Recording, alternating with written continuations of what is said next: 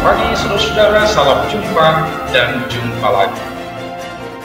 Kita sudah menikmati firman Tuhan selama ini, tentu banyak pengalaman suka dan duka sebagai pengalaman rohani, dan di dalamnya kita bertumbuh. Oleh karena itu saudara-saudara, kabar-kabarilah pengalaman itu agar kita bisa bersama-sama berdoa. Sebentar lagi kita akan mendengarkan firman Tuhan yang akan mendampingi kita di dalam perjalanan hidup kita untuk tetap berbahagia. Shalom Bapak Ibu, saudara-saudari yang terkasih. Kita akan mendengarkan renungan pada hari Jumat ini. Tapi sebelumnya, mari kita berdoa. Kasih karunia dan damai sejahtera yang daripada Allah Bapa dan anaknya Tuhan Yesus Kristus menyertai saudara-saudari sekalian. Amin. Bapak Ibu, saudara-saudara, kita boleh mendengarkan firman yang dibacakan oleh anak pelajar sedi kita. Kak Ibu silahkan. Firman Tuhan pada pagi hari ini terambil dari 2 Korintus 3 ayat 12. Karena kami mempunyai pengharapan yang demikian, maka kami bertindak dengan penuh keberanian. Demikianlah firman pada pagi hari ini. Terima kasih. Sekarang kita boleh mendengarkan pertanyaan yang disampaikan oleh anak pelajar sedi kita. Terima kasih atas firman Tuhan yang sudah dibacakan. Saya memiliki pertanyaan berkaitan dengan tema renungan hari ini tentang penuh keberanian. Keberanian tentang apakah yang dimaksud? Terima kasih. Sekian pertanyaan saya. Semoga Inang Pendeta bisa menjawab pertanyaan saya. Terima kasih. Terima kasih. Bapak Ibu, saudara-saudari yang terkasih, kalaulah hari ini kita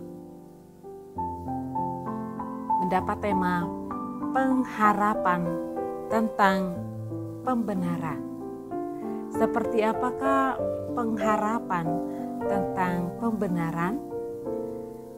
Kalaulah firman Tuhan hari ini, begitu beraninya Paulus untuk bersaksi menyampaikan akan pembenaran yang dilakukan oleh Tuhan Yesus. Di mana ini terjadi karena beberapa orang Yahudi beranggapan keselamatan itu hanya diperoleh dengan melakukan hukum Taurat. Tapi kenyataannya satu pun tidak ada yang mampu melakukan hukum Taurat itu. Hanya Yesus yang mampu memenuhi hukum Taurat itu. Maka kalaulah Paulus hendak mengingatkan orang-orang Yahudi untuk mengubah pemahaman mereka tentang keselamatan itu bukan karena hukum Taurat, tetapi hanya karena iman percaya kepada Tuhan, yang pada dasarnya kita orang yang tidak benar tetapi dibenarkan oleh Tuhan hanya karena kasih karunia. Dan ini diberitakan oleh Paulus begitu beraninya. Karena apa?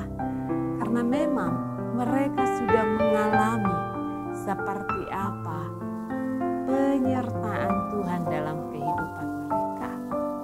Dan mereka juga begitu meyakini bahwa dengan kematian Tuhan Yesus dan kebangkitannya sudah dimerdekakan.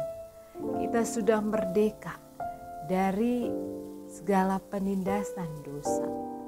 Maka jikalau keberanian dari Paulus ini mengingatkan kita tentang pengharapan akan keselamatan yang disampaikan oleh Yesus Kristus, apa yang hendak diingatkan kepada kita? Yang artinya kita hendaknya diingatkan jikalaupun kita melakukan perbuatan baik, bukan karena itu kita selamat. Kita melakukan perbuatan baik karena kita sudah menerima anugerah Tuhan, yaitu keselamatan melalui anaknya Yesus Kristus. Maka orang-orang yang sudah mengimani Yesus sebagai jalan keselamatan yang menjadi pengharapan Paulus, begitu juga kita. Mari hidup di dalam kehidupan orang yang sudah dibenarkan. Seperti apa hidupnya? Tentunya hidupnya selalu dipenuhi dengan Roh Allah. Roh Allah yang artinya dia selalu melakukan apa yang dikehendaki oleh Tuhan. Maka Bapak Ibu, saudara-saudari yang terkasih, karena kita sudah menerima kasih karunia Tuhan Allah melalui Yesus yang sudah bangkit dari kematian, mari kita boleh menghargainya dengan cara apa? Melakukan apa yang menjadi kehendak Tuhan dalam hidup kita. Mari kita melakukan kebaikan. Mari kita melakukan kasih. Karena Allah itu adalah kasih dan kita juga sudah menerima kasih yang daripada Yesus Kristus. Maka mari kita dengan berani untuk bersaksi melakukan kebaikan dimanapun kita berada. Amin.